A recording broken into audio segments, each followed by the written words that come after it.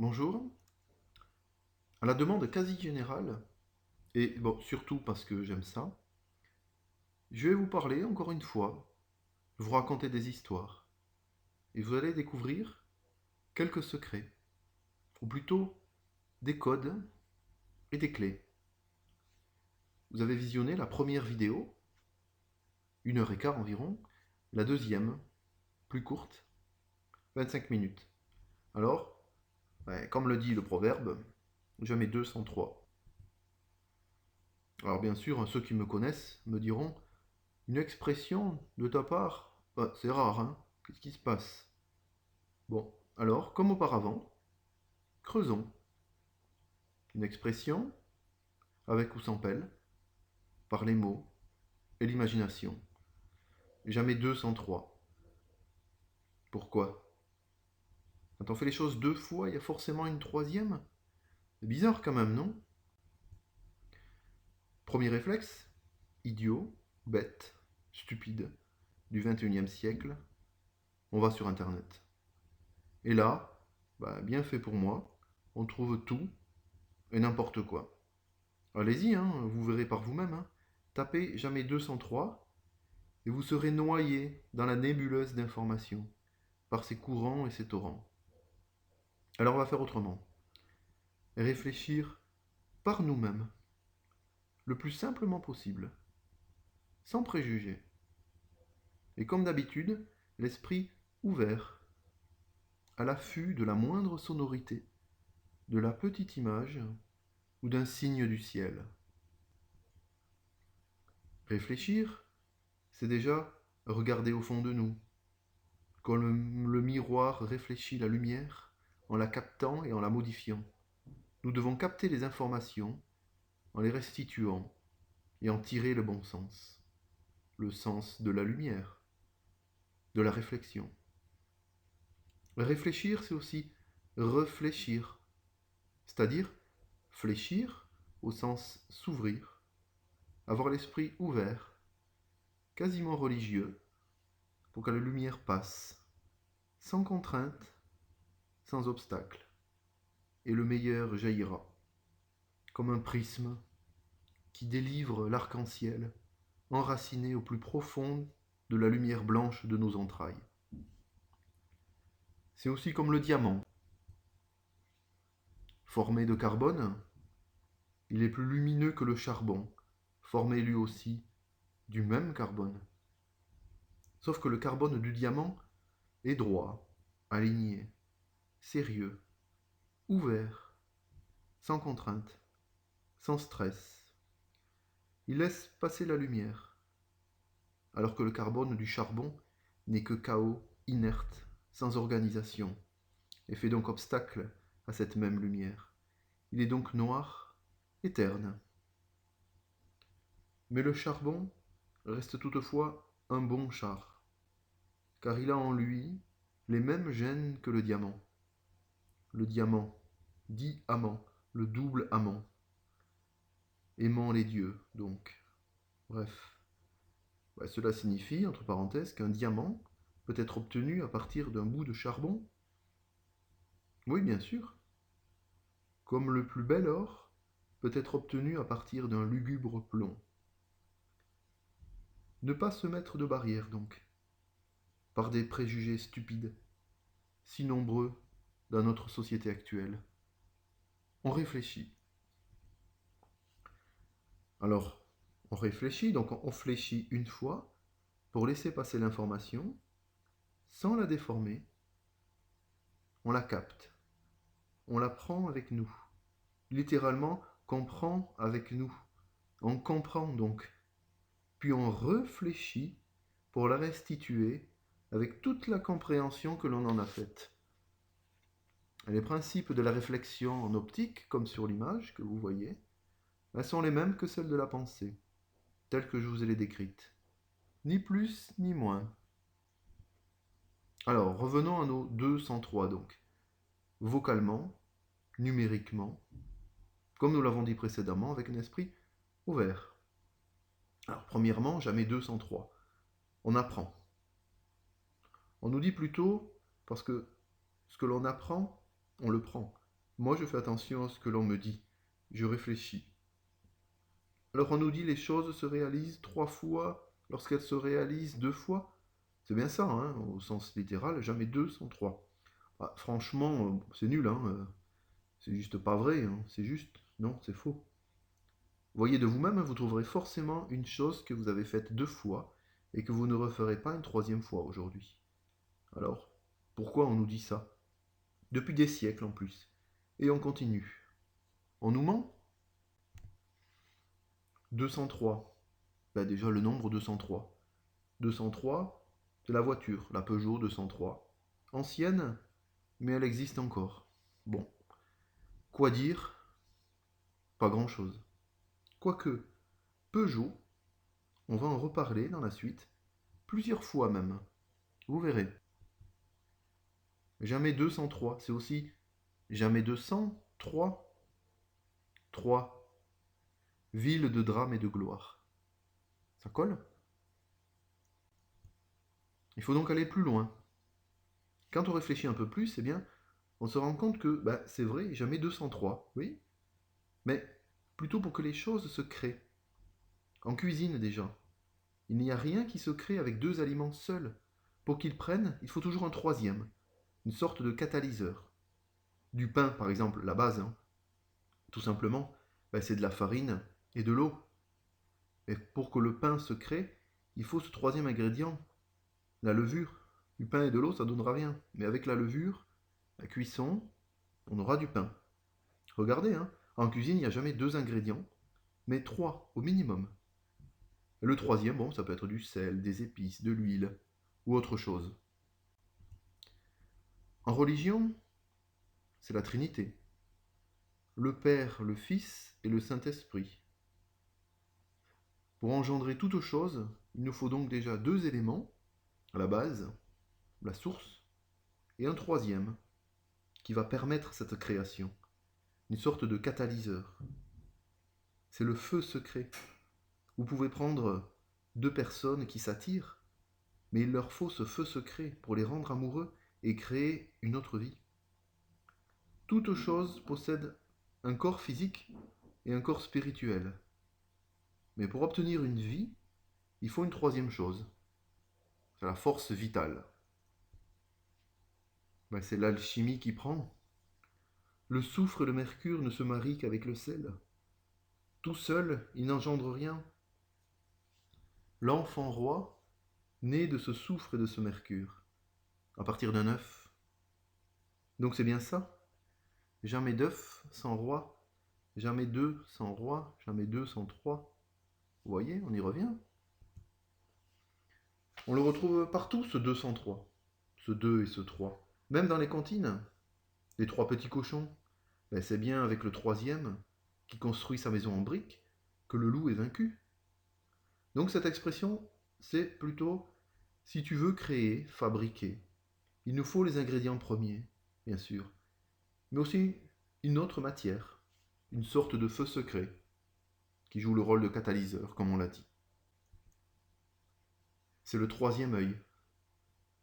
2 yeux, c'est bien pour voir, mais pour aller plus loin, il nous faut ce troisième. Une matière secrète donc. La matière, le mot nous le dit bien. La matière, l'âme a tiers, un tiers d'âme spirituelle, un tiers de corps physique, mais bien un autre tiers, l'esprit, pour créer cette matière et la faire vivre. Toute chose, au sens où elle existe, ou plutôt on la perçoit, est donc composée de 3 principes. Un corps physique, la matière au sens touché, un corps spirituel, l'âme, et un esprit. Et la vie peut être ainsi créée, partout, si les conditions sont présentes. Bon, tout ça pour dire que je vous présente mon 3e volet de la langue des oiseaux. Un peu long quand même, hein. Bon, pour cette présentation, nous allons partir dans le monde animal, pour changer. Rempli de symbolisme aussi depuis la nuit des temps. La nuit des temps, au passage, cela ne veut rien dire, hein, bien sûr, hein. Mais je ne m'y pencherai pas. Cela fera l'objet peut-être un jour d'une autre vidéo. La langue des oiseaux. Un oiseau, déjà, c'est un animal, alors allons-y gaiement. sifflotant comme l'oiseau. Mais ne nous égarons pas, le chemin est suffisamment sinueux comme ça. Prenons un des plus grands symboles et riches d'expression tout d'abord, l'âne. L'âne, cet animal qui a tant aidé l'être humain. Regardez comme ce même être humain le lui rend bien. Bougre d'âne, âne batté, le bonnet d'âne, têtu comme un âne. C'est le symbole vivant de l'ignorance de la bêtise. Pourtant, il va partout et peut transporter des poids énormes sur son dos. Alors, pourquoi le traiter ainsi?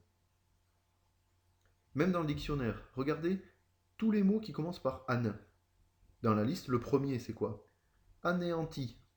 Et le dernier, c'est quoi? Anévrisme. Pas très joyeux quand même tout ça, non? Qu'est-ce qui nous a fait ce petit animal?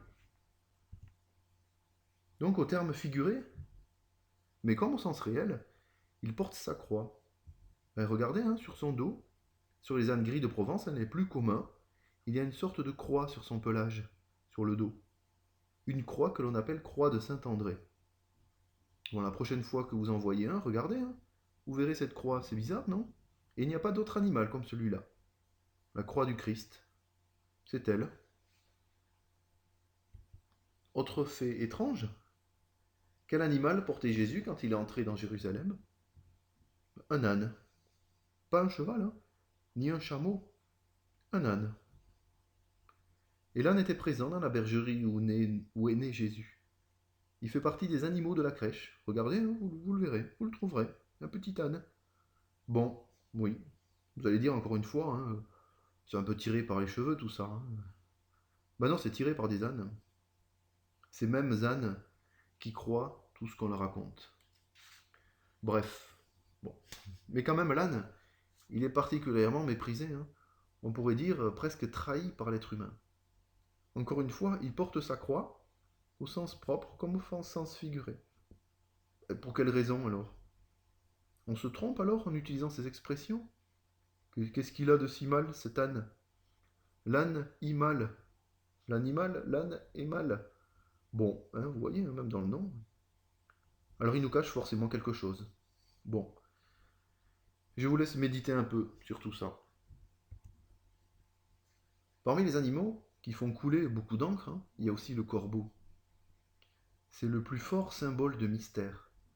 Il a quelque chose d'intrigant en lui, de par sa couleur, mais par ses attitudes aussi.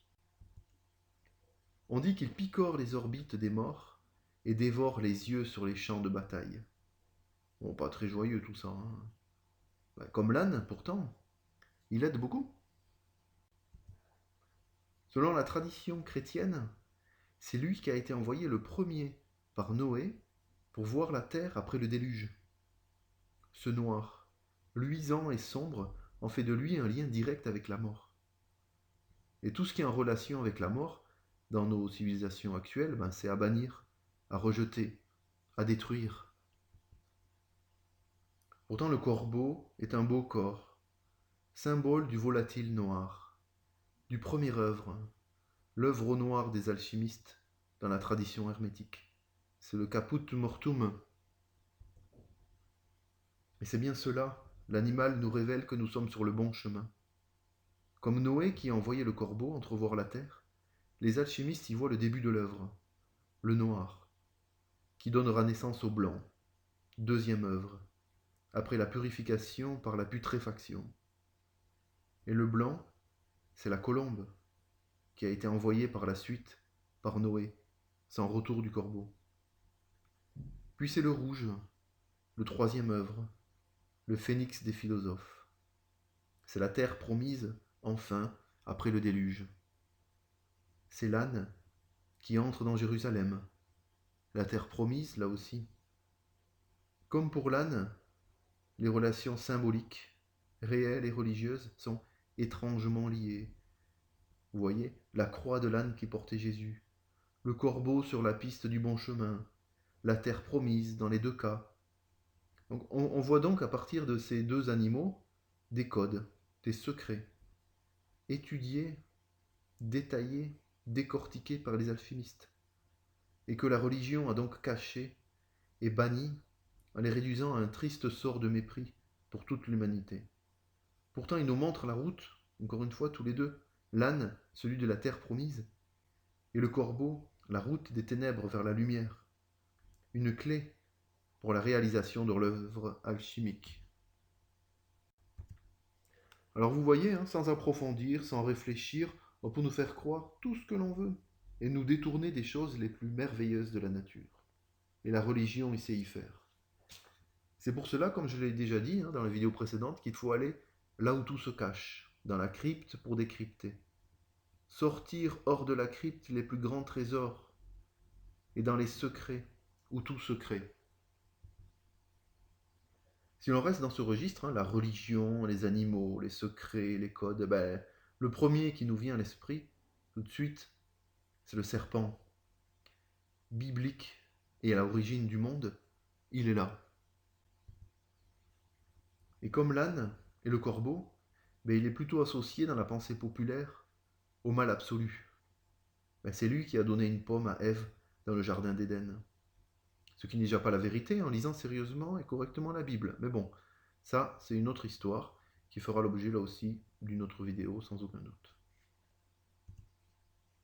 Ce serpent, certes, il contient du poison en lui, un venin mortel pour l'homme. Mais combien là aussi il nous aide dans la vie de tous les jours, ou presque. Les vaccins sont faits à partir de ce venin, justement, et ils nous débarrassent des petits rongeurs qui viennent voler et chipper les récoltes des champs. Ils sont en quelque sorte des nettoyeurs de la nature et permettent l'équilibre de toute chose. Le serpent, c'est bien aussi le symbole de la médecine. Le serpent qui s'enroule autour de cette baguette d'olivier, partout sur les frontons des pharmacies, que l'on appelle le caducée. Regardez, par vous-même, par curiosité, demandez au pharmacien pourquoi c'est un serpent qui est enroulé autour de la branche. Vous aurez très peu de réponses, étrangement. Il est le symbole de tous les praticiens de la santé. Et l'olivier, c'est aussi cet arbre, le même, dont une branche a été rapportée par la colombe blanche lancée par Noé, après le corbeau. Tiens, bizarre, on en a parlé il y a quelques instants. C'est lié tout ça, Mais oui, bien sûr. Et le serpent qui se mord la queue, c'est le symbole de tout ce qui est cyclique. C'est la mort qui donne naissance à la vie. On est mort, on est mort. On l'appelle l'Ouroboros, qu'on retrouve dans presque toutes les anciennes civilisations. Il y a le caducée, avec en plus des ailes au serpent, c'est la tribu d'Hermès, messager des dieux dans la mythologie grecque. Et Hermès, c'est le représentant de l'hermétisme, et donc de l'alchimie, avec sa célèbre table d'émeraude. Hermès Trismégiste, le 3 fois grand, jamais 2 sans 3 donc. Vous voyez, on y revient. Donc là, on rentre dans l'alchimie. Allez voir mes vidéos, j'en parle, vous comprendrez. Mais restons avec nos animaux, et notre serpent en l'occurrence. Donc, vous comprendrez donc que ce serpent, à l'origine de la médecine, qui nous guide vers le chemin de la vie, c'est un peu un concurrent, si on peut dire, à la religion catholique et ses dieux. Le serpent qui se mord la queue à notre époque, c'est plutôt négatif. On tourne en rond, on n'avance pas. Mais au contraire, c'est un signe qui nous dit que la mort et la vie, c'est pareil. C'est un cycle. On est mort, comme on l'a dit. La mort, c'est l'âme hors du corps. L'âme hors du corps, c'est simplement la mort physique. Mais c'est aussi l'âme qui part pour renaître dans un autre corps. Tout est cyclique. Par rapport à ce que nous affirme la tradition catholique, on en est un peu loin, vous voyez. Alors, il faut cacher tout cela et mettre le serpent, comme l'âne et le corbeau, au fond des gouffres puants et des abysses ténébreux. Mais l'être humain est plus fort. Il saurait outrepasser les idées reçues, déchiffrer tout cela et briser ces chaînes que la religion et le pouvoir a mises en lui. Bon, vous croyez et pensez ce que vous voulez. Je ne fais ici que décrire des faits et vous montrer quelques portes. Les clés sont au fond de vous, au fond de nous, en chacun, et à nous de les utiliser ou pas. Trouvez la bonne porte, puis la bonne clé, si l'on veut voir ce qui se cache derrière la porte. Revenons à nos animaux de tous les jours presque, qui nous cachent bien des secrets. Et le roi des animaux, vous voyez, hein, comme sur l'image, ben c'est le lion bien sûr. Alors que nous dit la religion, le symbolisme, les traditions à propos de cet animal? Ben, c'est le symbole de la force et de la puissance. Pas de doute là-dessus, hein.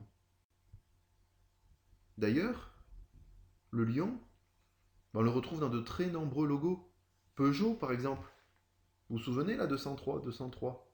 Bon, on y reviendra encore une fois par la suite. Mais derrière tout cela, le lion, ben, c'est sa crinière spécifique, qui ressemble bizarrement aux rayons du soleil. Et d'ailleurs, le lion a longtemps été assimilé à la personnalisation du soleil dans les civilisations. C'est lui qui descend sur Terre et nous indiquait le chemin. Et là, tout s'éclaire. Le sphinx, avec sa tête de lion, est assis et orienté vers l'est pour montrer le chemin. C'est comme un guide qui nous indique l'est, le pays du soleil levant. Ben, c'est l'Orient. L'Orient, l'or, riant. Le lion nous montre la piste vers l'or, donc, le chemin des chemins, la route de la soie, la route pour soi, comme déjà vu dans ma vidéo précédente.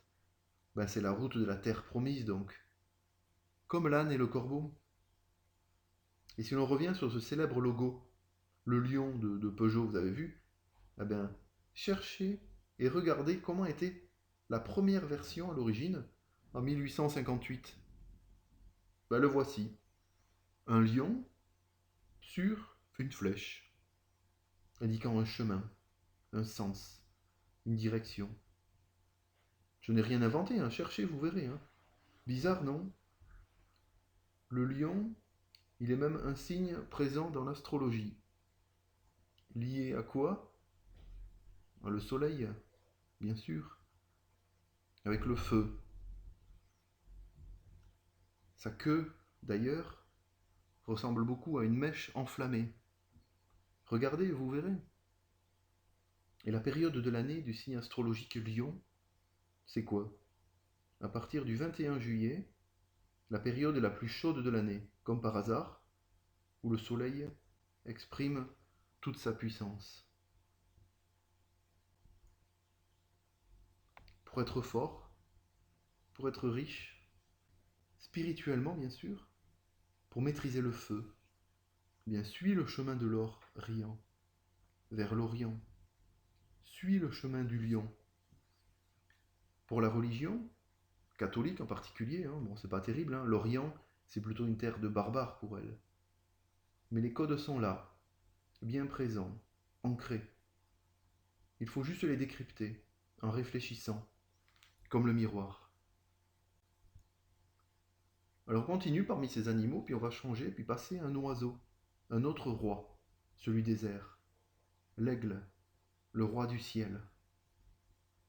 Dans la religion catholique, il représente le Christ qui s'élève et qui combat le soleil, le lion. Selon les évangiles, il prend les âmes de la terre et les élève jusqu'au ciel. C'est le combat du fixe et du volatile. Et en alchimie, c'est exactement ça. Le combat du soufre et du mercure. Le deuxième œuvre, l'œuvre blanc, la colombe, qui donnera naissance au rebis, la chose double, le germe de la pierre philosophale. Et ce soufre, en alchimie toujours, il est représenté par le lion. C'est le combat du lion, le fixe, avec l'aigle, le volatile, le mercure. L'aigle, c'est aussi comme le lion, un symbole souvent utilisé. Le symbole américain, par exemple, ou celui de l'Allemagne. Donc son symbole, c'est d'une part l'élévation de l'âme, prise par les griffes de l'aigle sur terre et emportée dans les cieux. Mais c'est aussi la puissance et la force, au même titre que le lion. Ces couleurs aussi sont un signe. Noir, blanc, rouge, puis jaune par le bec. C'est bien les couleurs de l'œuvre complète. Noir, puis blanc, puis rouge, pour arriver au jaune de l'or. On va se pencher un petit peu maintenant sur l'aspect mots et lettres. D'une part, aigle. Bon, à part agile, qui est son anagramme, rien ne se dégage de très fort. Et de l'autre côté, le mot lion. Pareil. Bon, pas grand-chose, hein, à vrai dire. Lion peut nous donner loin. Le lion est loin, oui. Oui, pour nous, oui, l'Orient, c'est loin. Mais c'est tout. Bon, par contre, si on prend les deux mots, lion, aigle, et si on mélange leurs lettres, bon, on peut trouver des choses. Par exemple, ben, aigle plus lion, regardez, galion plus île. Bon, galion, île. Alors le mariage du lion et de l'aigle nous donne galion et île. Île et galion, ça fait quoi? Ben, c'est l'île au trésor. Le galion, avec ses coffres pleins d'or, et l'île associée, il n'y a pas de doute. Comme en alchimie donc, étrangement, les mots nous le disent. Le combat du lion et de l'aigle nous indique le trésor, le chemin de l'or riant. Ben, c'est tout à fait ça.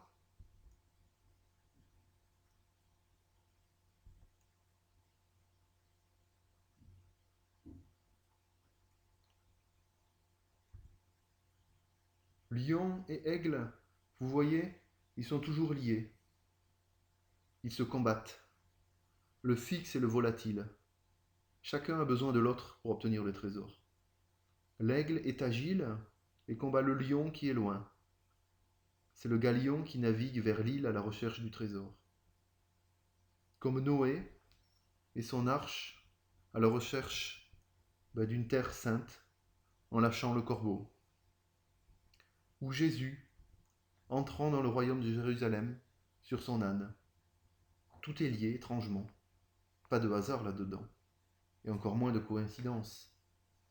Vous voyez, les animaux, on en découvre aussi beaucoup de choses en creusant un peu. Sans internet et sans pelle.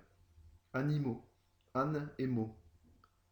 Âne et mots. Encore l'âne. Et des mots. Mais des mots. Pauvre bête, celui-là. Il est vraiment dénigré. Et si l'on parlait d'animaux un peu plus mythiques maintenant? Le dragon. C'est peut-être le plus présent dans les récits.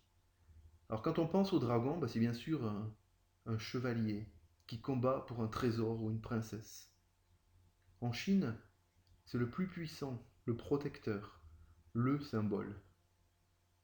Dans la religion catholique, il est présent aussi. C'est Saint Michel qui terrasse le dragon. Il ne le tue pas, il le terrasse. Il le met en terre. Pourquoi? Pour en faire une terrasse? Non, non. On en reparlera. Pour l'instant, on va se taire. Il existe aussi, dans les civilisations d'Amérique du Sud, chez les Aztèques par exemple. On va se pencher un peu plus sur cet animal, le dragon. Le corps écailleux, en forme de serpent, avec des griffes d'aigle. Il a des ailes aussi, et sa tête ressemble à un lion. En fait, on a un mélange de serpent, d'aigle et lion. Et il crache du feu. Serpent, aigle, lion et le feu. Bon, on en a parlé précédemment. Le dragon représente un peu, à lui seul, un peu tout ça. D'où sa richesse. Partout. Il est le gardien des enfers. Enfer. Et enfer, pour le combattre, c'est la lance, en fer. En fer blanc, comme l'acier. La lance du chevalier qui combat le dragon. C'est Saint Michel. L'acier, c'est le fer blanc. La lumière dans le fer. Lux, Ifer, Lucifer, pour combattre Satan. La lumière doit triompher des ténèbres. Le dragon, c'est donc les ténèbres. C'est pour cela que Saint Michel le terrasse. Il le remet en terre, pour qu'il retourne en terre. Ça, c'est la religion. Elle nous dit donc que le dragon doit retourner en terre, donc aux enfers. On ne peut donc pas le tuer, premièrement, et cela signifie aussi que quelque chose se cache dans les enfers, ou sous terre. Alors réfléchissons bien, au travers de Saint Michel, on nous cache donc un trésor. qui naît sous terre, aux enfers. Et le dragon en est la source, la matière première ou la première matière. D'ailleurs, même dans son nom, en dragon, l'or y est présent. Alors que se cache-t-il dans les ténèbres? C'est le corbeau, bien sûr. Dans le corbeau, il y a aussi les lettres OR de l'or. Corbeau, le beau corps, envoyé par Noé. On entre dans la science hermétique, l'alchimie encore une fois. Des ténèbres jailliront le plus bel or. Le plomb, terre négrie, se transforme en or brillant et lumineux. Et le dragon est le gardien du secret. Il est donc cette matière qui porte en elle les germes de la pierre philosophale, mélange de serpent, de lion et d'aigle. Tout colle parfaitement. Mais quelle est donc cette matière? Une matière grise, donc, ténébreuse, écailleuse, que l'on retrouve dans les profondeurs de la terre. Écailleuse, friable donc? Bon, je vous laisse réfléchir. Visionnez mes vidéos, toutes les pistes y sont, avec les clés. Ce dragon donc, il n'est pas si terrifiant. Au contraire, il est lui aussi un code, à lui seul, ou une clé dans la tradition alchimique. Alors bon, bien sûr, la religion le cache bien, et le montre plutôt comme une bête féroce, le symbole du mal. Il serait donc plutôt l'inverse? Peut-être. Suivant ce que l'on recherche, matériellement ou spirituellement. Dragon donc, ce fort chevalier, et le trésor se dévoilera à nous. Donc voilà pour le dragon. On pourrait encore passer du temps sur d'autres animaux mythiques et fabuleux, la licorne, l'hydre, le phénix, et bien d'autres. Avec la langue des oiseaux, par les mots, les sons, les expressions, vous voyez, on y découvre des choses merveilleuses et bien étranges. On se rend compte aussi que la religion, au travers de symboles divers et variés, tente de mettre son sceau sur l'origine du monde et ses secrets les plus profonds.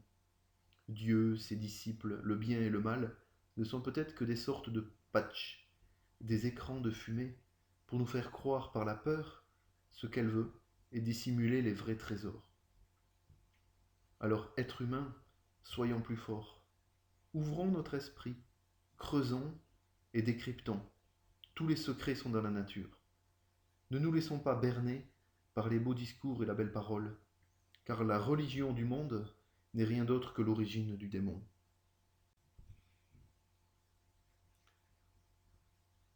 À bientôt.